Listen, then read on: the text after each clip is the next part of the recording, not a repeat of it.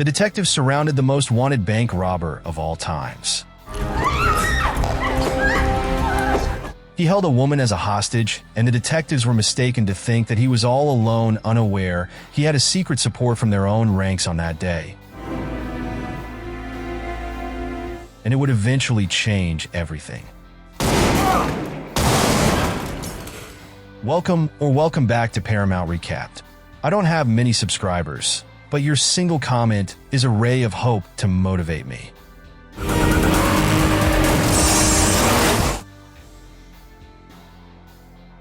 The movie kicks off with a bang, literally. A car crashes during a high-speed police chase.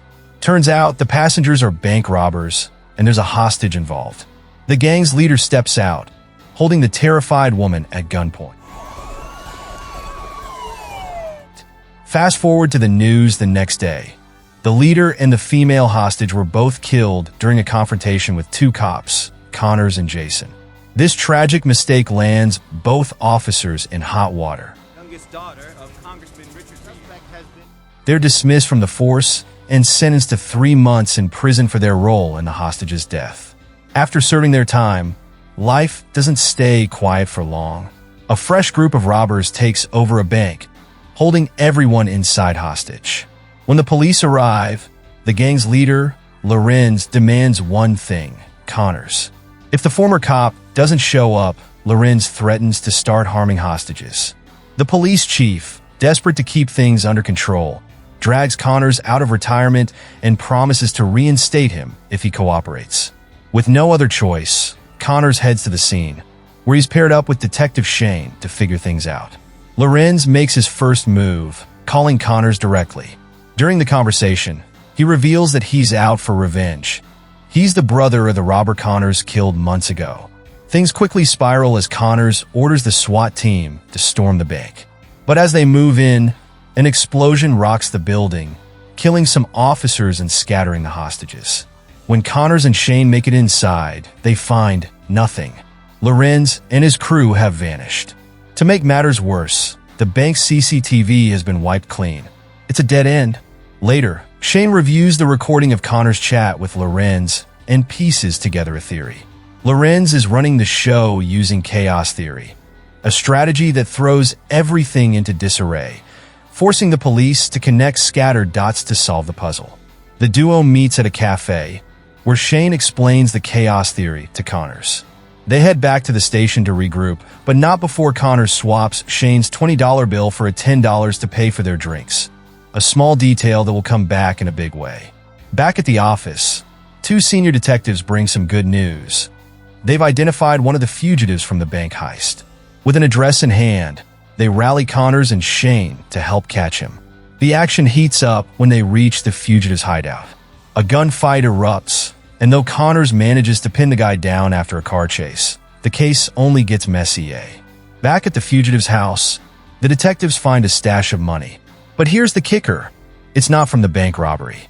It's evidence money from the police department, identified by a unique scent marker investigators use. This discovery points to corruption within the force. The team questions a guard at the investigator's office, who provides a lead. A detective named Callow recently signed out the bag of evidence. Suspicious, they request permission to bring Callow in, only to learn he's just been found dead. At Callow's house, they find a detailed map of the bank that Lorenz's gang targeted, confirming his involvement.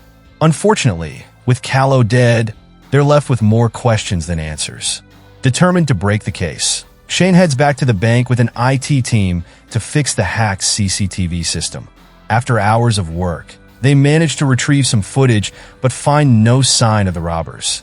Frustrated, Connors and Shane take a break with the senior detectives at an Italian restaurant, leaving the IT team to dig deeper. The dinner is interrupted when the IT team uncovers a crucial lead. They've identified the hacker. Wasting no time, Connors and the crew rush to track the hacker down. The story shifts to the hacker, who quickly realizes his cover has been blown.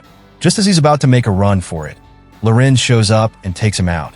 Turns out, Lorenz doesn't hesitate to get rid of his crew if they're at risk of exposing his plans, just like what happened to Callow. When Connors and Shane finally arrive, all they find is the hacker's body. Shane spots Lorenz driving off but can't catch him. Later, Connors and Shane visit the hospital to grill the fugitive. At first, he keeps his mouth shut, but when Shane threatens him with a fake injection, he spills the beans. He reveals that Lorenz has a meeting planned with his crew at his old house the next night to plan their next big heist. Armed with this info, Connors and Shane inform the police chief, and a plan is set in motion to catch Lorenz. The team stakes out the house, but after waiting for hours, there's no sign of Lorenz. Connors decides to storm the place, leading to a shootout with Lorenz's men inside. Shane and the team manage to take down the henchman, but things go sideways when a senior detective spots a ticking time bomb. He shouts for everyone to evacuate, but Connors, busy fighting one of Lorenz's men, doesn't make it out in time. The bomb goes off. From a safe distance, Lorenz watches the explosion with a smug grin. Everything is going according to plan. Shane and the other detectives survive, but Connors isn't so lucky. The next day, as Shane mourns Connors, he gets word that the bank has lost another $1 billion. Not from a typical robbery, but through a cyber hack. Shane immediately suspects Lorenz, knowing his hacking skills from the CCTV incident. While leaving the office, Shane gets a call from Lorenz, who warns him to back off if he doesn't want to end up like Connors. Undeterred, Shane vows to bring Lorenz down and recover the stolen money. He starts questioning the new investigation office guard, suspecting his involvement. Under pressure, the guard confesses to forging Callow's signature and handing over evidence money to the fugitive as part of Lorenz's plan. The guard admits he held a grudge against Callow and teamed up with Lorenz, who promised to take care of Callow for him. Shane pieces it all together. Lorenz has been manipulating everyone from the start. Even more shocking, Lorenz is revealed to be Jason, Connor's former partner, seeking revenge against the police for his dismissal. Shane and his team track Jason down at a cafe, leading to another shootout. Jason flees to a nearby pier, where Shane finally corners him. After an intense fistfight, Shane ends it by using his weapon. Relieved, Shane believes it's all over. While unwinding at a cafe, Shane pulls out some cash to pay and notices a familiar scent, one he remembers from the marked evidence money. It hits him. Connors gave him this money during their coffee break. Doubts start creeping in.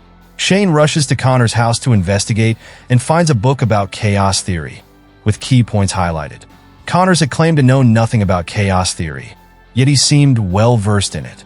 Shane orders airport authorities to stop anyone traveling under Connors' name, but there's no record.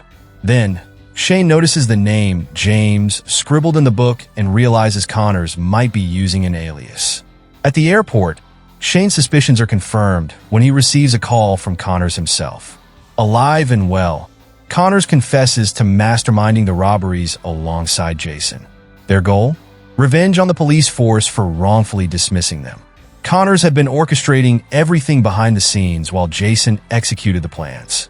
Even the bomb at the house was part of Connors' ruse to fake his own death. Now with $1 billion in his pocket and a new identity lined up, Connors taunts Shane, telling him he'll never catch him. As Shane frantically searches the airport, Connors smugly boards a private jet, making a clean getaway with the money. The movie ends with Connors smirking, leaving Shane and the audience stunned.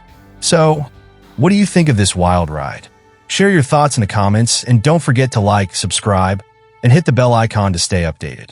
Got a movie or series you want us to cover?